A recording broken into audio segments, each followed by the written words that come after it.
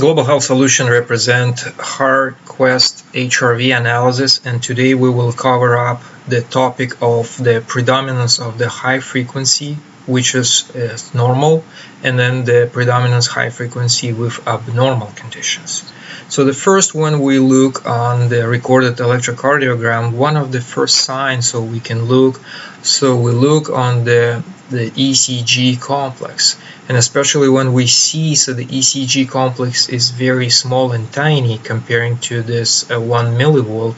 So this is kind of like give us a little bit suspicious for some adrenal insufficiency with a low voltage, and this why, so when we see this one, so we kind of like want to find out what's going on. So the first one, we go to the second screen, so we want to analyze, and we see so what's the histogram looks like and what scatterogram looks like.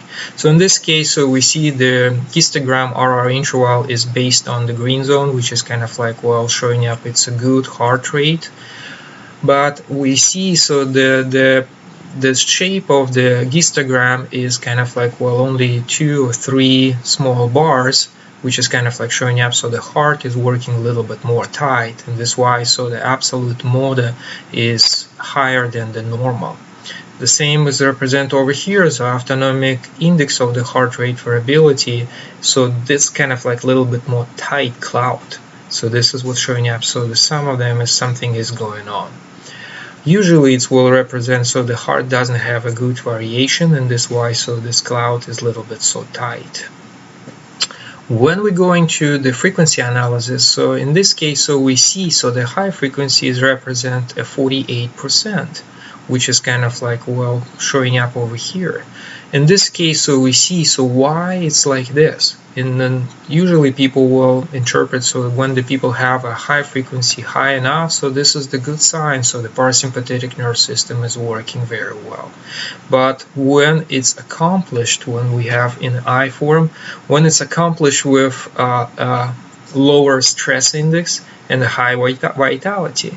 In this case, so we see so the stress index actually high, but vital force is low. So this is the good case is representing. So why the high frequency is predominant? Just because it's adrenal insufficiency. We don't have enough adrenal output, and this why so the parasympathetic nervous system become a little bit more predominant. And this is what a kind of like a good indicator. So it's showing up the stress index is very high with a low vitality, with a high frequency spectrum is high, so this is kind of like one of the sign adrenal insufficiency. So this is what we kind of like we're looking and we see.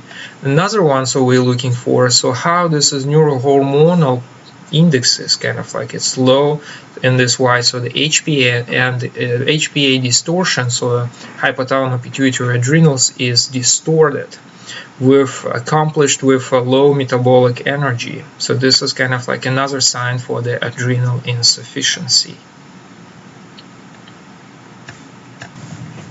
And this is the example, whereas again, so the high frequency is more predominant, but they accomplished with a low stress index and much higher the vital force. So this is what we kind of like will see. So this is what's the normal. Supposed to be high frequency predominance with a low stress index with a high vitality. So this is what the normal case. So this is what's represent, and we can confirm this on the histogram. So it's showing up so nice kind of like, well, triangular one, so with a mini bars. And then so on the autonomic heart rhythm, so we can see, so it's a distribution of the RR interval is kind of like, well, in a normal corridor over here. So it's kind of like a nice cloud oval shape.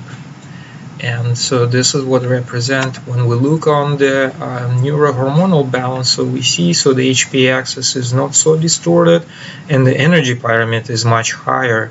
So this is represent is kind of like, well, not so adrenal glands is not so exhausted, and the body is the heart rate variability showing up not under the stress index, and the vital force is still high enough.